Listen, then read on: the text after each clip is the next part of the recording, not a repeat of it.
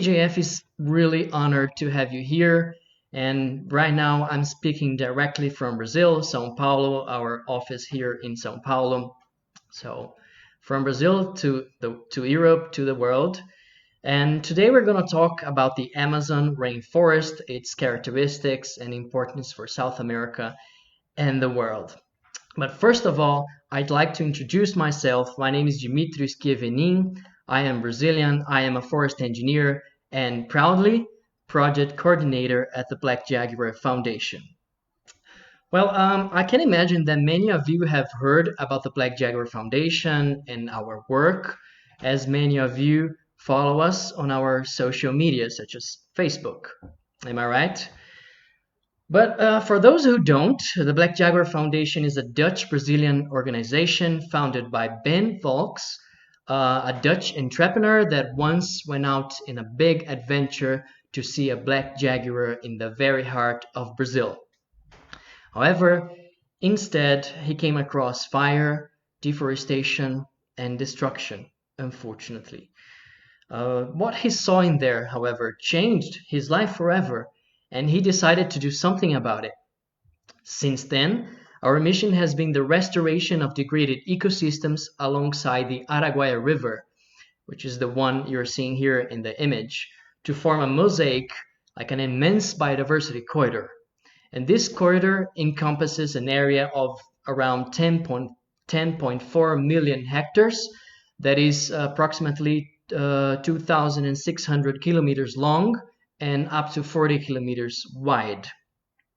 And this corridor, it connects two very important biomes in Brazil and of course the world. The first one is the Amazon rainforest, which you can see here in the image, and the second one is the Sahara Savannah. Okay, so let's dive in.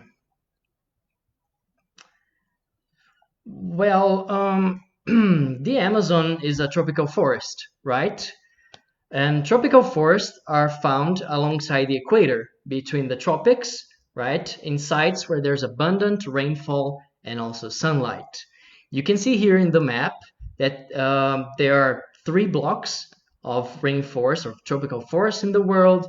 And the first block is the one in your right, or you can see in the right-hand side in Asia, so Indonesia, Malaysia, and Indochina, India, and all these parts of the world. So in the second block is the African block, right here in the center of the image.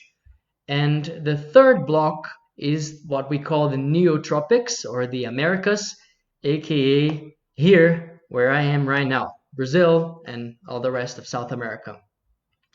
So tropical forests are places of very high biodiversity, the highest in the world, as a matter of fact, and they concentrate around 80% of all terrestrial biodiversity, even though they only occupy around 15% of the Earth's surface. So it's a lot of biodiversity, okay? So this is a map of South America, for those who don't know. I think everybody does. So in South America, we have 2 big blocks of tropical forest, and in this map, they are shown in dark green. So we have 2 blocks in here. The first block you can see in the right-hand side alongside the Atlantic coast of South America, which is the Atlantic Rainforest. And the big block you can see more to the north of South America is the Amazon rainforest. Well, today we're going to talk about the Amazon rainforest. So it's the greatest block of rainforest in the world, and 60% of it is actually located in Brazil, which is this big country in the middle of South America here, whilst the remaining 40% are distributed in other countries of South America, such as Peru, Colombia, Venezuela, Ecuador, Bolivia, Guyana, Suriname, and French Guiana. Okay, well, so that's how the Amazon rainforest looks like. Okay, at least part of it, you know, not all of it is flat, but especially in Brazil, a good deal of it is flat. But we have mountain ranges as well, and that's why it's so biodiverse. Okay, here's another very beautiful image in here where you can see like a pink trumpet tree in the middle of the forest, which, by the way, is a tree that we cultivate in our restoration projects as well. A very important tree for the forest.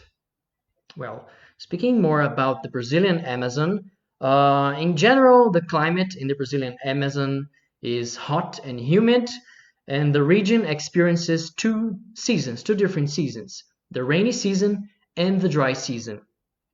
Even so, the duration and the intensity of the dry season varies depending on where you are in the Amazon. You can see here in this image, the darker the color, the rainier the climate. So here in your left hand side, you can see a wetter climate condition, and in the south of the Amazon is a little drier. And also, the darker the color, the shorter is the dry season.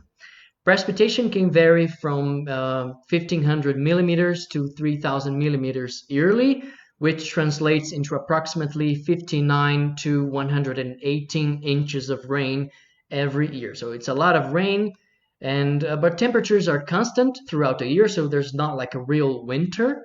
And it never gets too cold, neither like too hot, because it's what we call like a friendly climate, the Amazon climate. So temperatures are mostly constant throughout the year. Well, the Amazon region is also the largest river basin in the world. So you can see here the Amazon River, which is this huge line that comes from west to east. You can see here in the image. And the Amazonas River alone pours into the Atlantic Ocean around 200,000 cubic meters of water per second. So it's a lot of water. It's the most important river basin in the world. Well, one other curiosity is that soils in the Amazon region also vary a lot, but in general, they are very, very nutrient poor. There are soils like this, you can see in the image. So how can a nutrient poor soil hold such a luxuriant forest?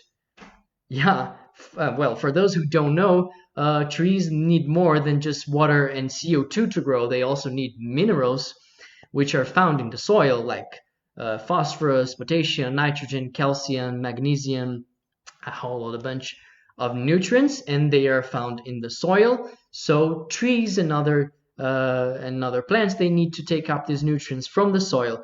So if the soil is poor, how can the forest be sustained in such an environment, such a restrictive environment? So the answer is very, very efficient nutrient cycling. Yes, so almost all nutrients are held up in the biomass of the forest, and whenever leaves fall or an animal dies, roots are fast in taking up these nutrients so they won't get washed away. So it needs to be recycled very quickly so these nutrients are not lost. So it's very, very efficient. So all the nutrients are in the biomass. They're not in the soil. Well, so what happens when you destroy the forest? Well, you also lose the fertility of the soil. Obvious, right? But, well, if soil varies, if weather patterns also vary, we can say that we have many types of forests and associated ecosystems inside the Amazon biome. Yes, I've shown a couple of pictures to you of the Amazon rainforest, which is like what we call it, the typical rainforest inside the Amazon.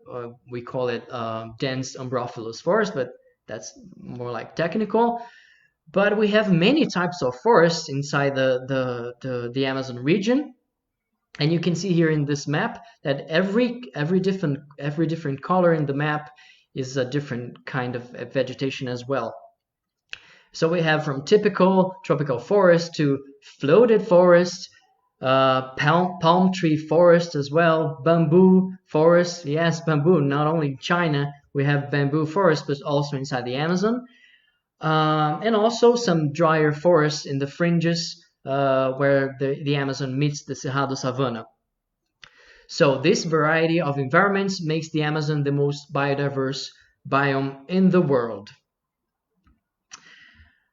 Well, not only for the biodiversity, of course, but the Amazon is also important for several other reasons.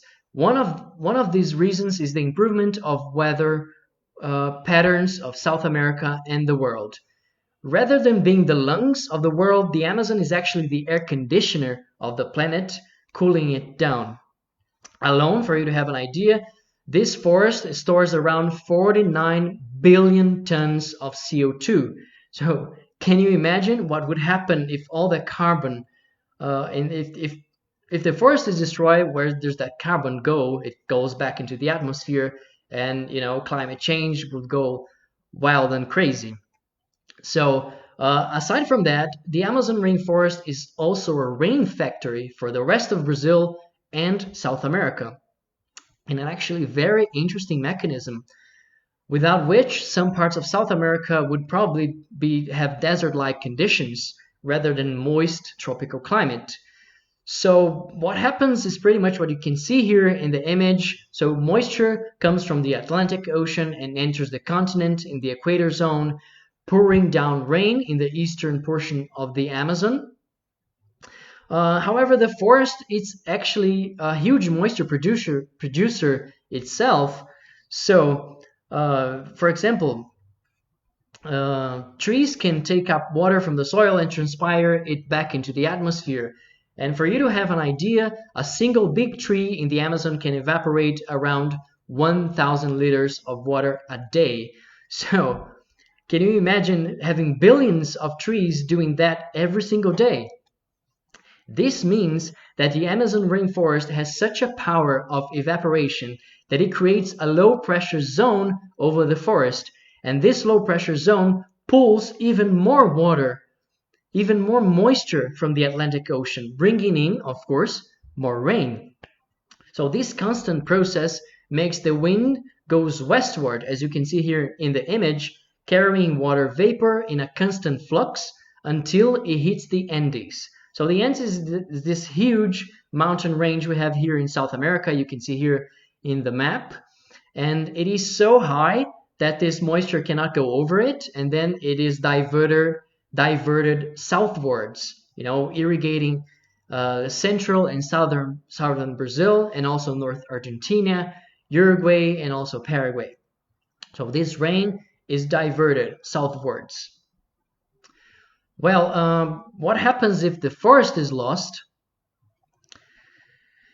Will this process be weakened or completely shut down? We still don't know if it can be completely shut down, but it is indeed weakening. This we have proof of. In several parts of central Brazil, for example, the rainy season is arriving 2 weeks later. On average, droughts in São Paulo are becoming more and more common every year. So we are already seeing it happening due to deforestation. And here, if we look to the world map and try to see where deserts are in the southern hemisphere, we find that they are all in the same latitude as that of South Brazil. So you can see the Atacama Desert, the Namibian Desert, and also the Australian Desert. They're all in the same latitude as that of South Brazil. So we're actually in a very lucky place because of the Amazon rainforest and also because of the Andes mountain range, because all that rain is diverted southwards. Well, so yeah, very scary to see what we could be, right, without the Amazon rainforest. And will deforestation turn parts of South America into deserts? Well, that's yet to be seen, or not, if we do something about it. Okay. Also, is the Amazon region empty? Who lives there? Well, the first peoples that come to mind are the indigenous ones, right?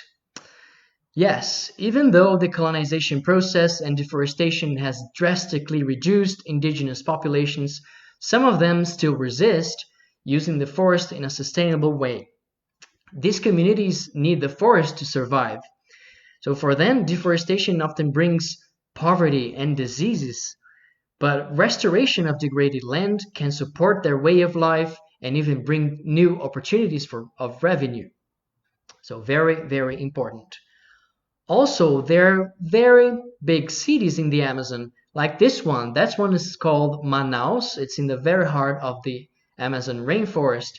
And for you to have an idea, most people think the Amazon region is empty, but around 24 million people live in the Brazilian Amazon today.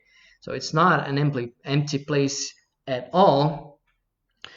Well, talking about the destruction of the forest, it's actually a very recent process, because it started around the second half of the 20th century, and from then until now, around 20% of the forest has been lost in Brazil.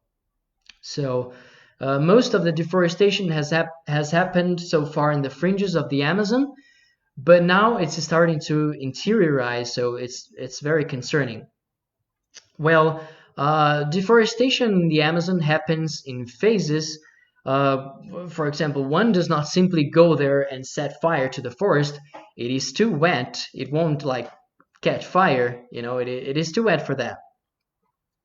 So deforestation is actually a process that starts with illegal logging. So as you can see here in the image, loggers come and take only the trees that have economic value. So the largest trees, the best lumber. And after that, people attach huge chains to tractors to bring down the vegetation. So you need to bring down the vegetation before you set fire to it, because it is too wet. So once you brought down all the vegetation, then you can set it on fire. And then you know what happens next. The forest is destroyed, its resilience is also destroyed, and most of the carbon that was once stored in the forest now goes back into the atmosphere. So after that, the land will be used for pasture or plantation, but usually the site is quickly exhausted, and then one must use high amounts of fertilizer or move to other areas. Also, another big problem inside the Amazon is illegal gold mining. It's also an issue inside the Amazon, not only in Brazil, but all around South America. And the problem with this activity is that it not only destroys the forest, as it pollutes the rivers with mercury and oil, and also bring diseases such as malaria to local communities. So it's a very complicated process, and so gold mining is like a big issue here in Brazil and also in South America in terms of destruction of the forest. Inequality can also make conditions harsher in the Amazon region. But make no mistake, people living in poverty are not responsible for the huge deforestation rates, because honestly, it costs a lot of money to destroy a forest. You need to have like heavy machinery and equipment. So these industries, however, often exploit the lack of opportunities available, and often they drive people into dangerous activities they wouldn't normally do if they had more options. So in this image here, you can see how much of the forest has been lost in Brazil in yellow. So, and also for you to have an idea, the Araguaia Biodiversity Corridor is located in one of the most degraded parts of the Amazon rainforest, or by the east of the Amazon rainforest is the Araguaia Biodiversity Corridor. So it's one of the most destroyed regions inside the region. Well, also a good deal of land is protected inside the Amazon region, although we know it's not enough to halt deforestation. But you can see here in orange, indigenous lands, which are special reserves for indigenous communities.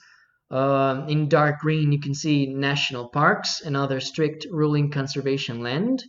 And in light green, conservation land that allows sustainable usage. Okay, so those are the conservation, official conservation land inside the Amazon region, at least in Brazil. Well, where are we in the middle of all this? So in this image, you can see the Araguaia Biodiversity Corridor, here divided into two colors. So the dark green is the part of the corridor that is located in the Amazon forest, in the Amazon rainforest, And the pins you can see here in the image, they show sites where we are working in right now. So our largest restoration sites are located in the Amazon region, as a matter of fact.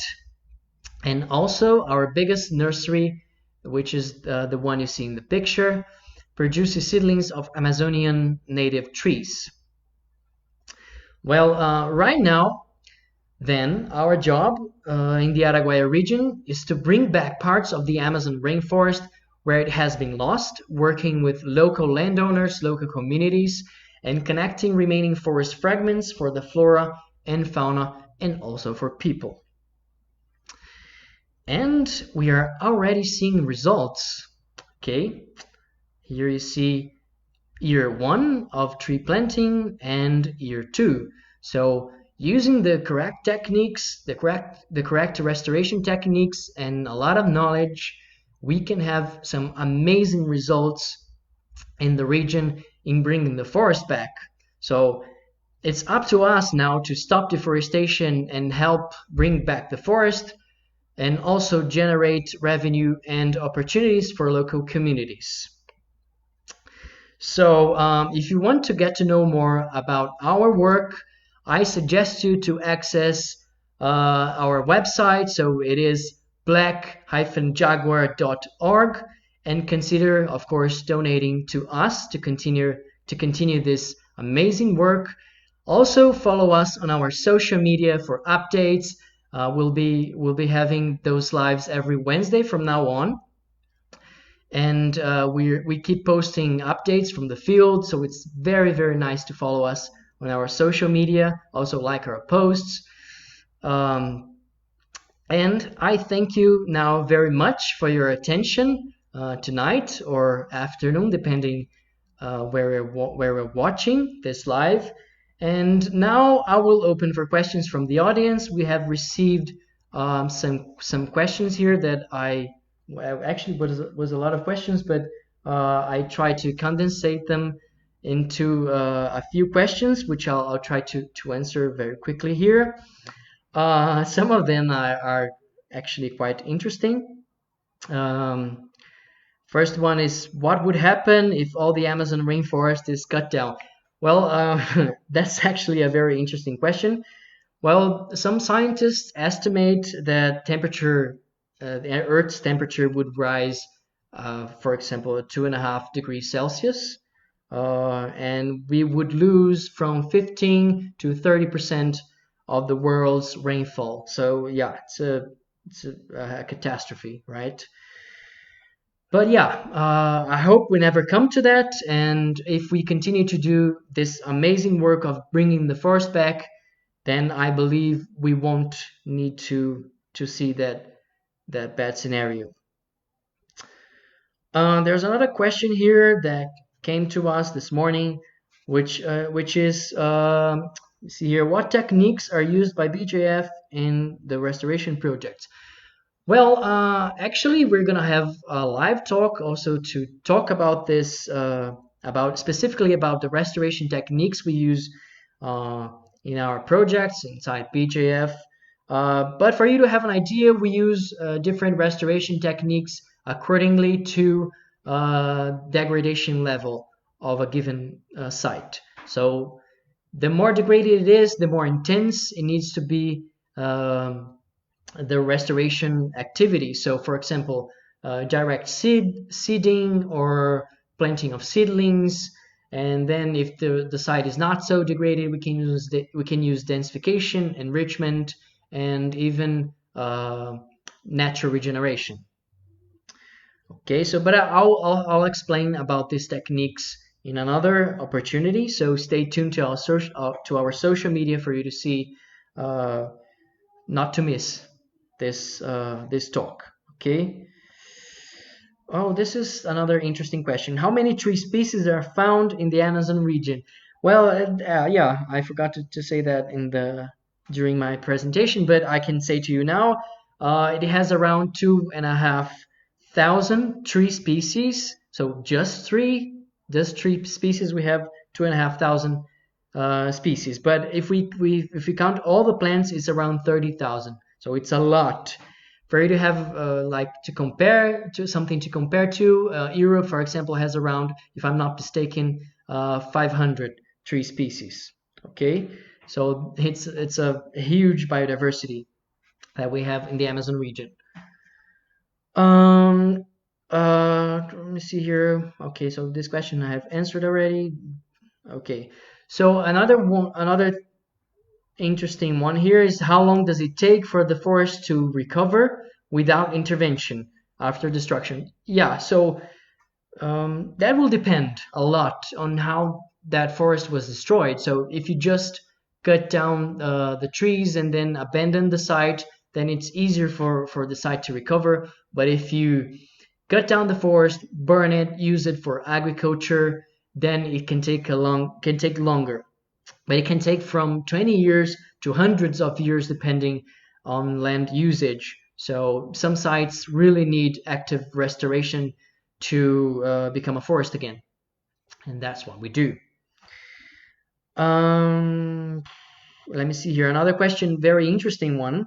I'm sure this one came from a Brazilian because it's very contextualized. So, can you give an example of rainfall reduction in Brazil due to deforestation? Well, I talked about earlier that rainy season is arriving 2 weeks later in central Brazil, but that's a process that's happening also in São Paulo. So, for example, we had in 2014, yeah, 2014, we had this huge drought in São Paulo, in which pretty much we didn't have a rainy season. So the moisture from the Amazon simply didn't come down, and that was really scary. And since then, the rainy season has either delayed to start. So, for example, last year the rainy season here in Sao Paulo was delayed in 1 month. Instead of starting in October, it started in November, and it also ended 1 month earlier. So yeah, it's pretty scary what's happening. And I'm here in São Paulo right now, and since March we didn't have 1 month of rain that's in the average. So it's every month has been below average. So it's already happening. Okay. Um, okay, last question, but a very important one. How can I donate to BJF? So I suggest you to go into our website, which can be found here on our Facebook page, and in there you can find many cool programs on how to become a BJF friend and donate to us and support our work. Well, I think that's it from now. Next week we're gonna be talking about the Cerrado Savannah, which is also a very important biome here of Brazil, and also for the world, of course. So just for you to know, it is the richest savanna in the world, and it's also 50% of our biodiversity corridor. So stay tuned to our social media not to miss anything. And I thank you very much for your attention. And good night, good afternoon, everyone, and keep in touch.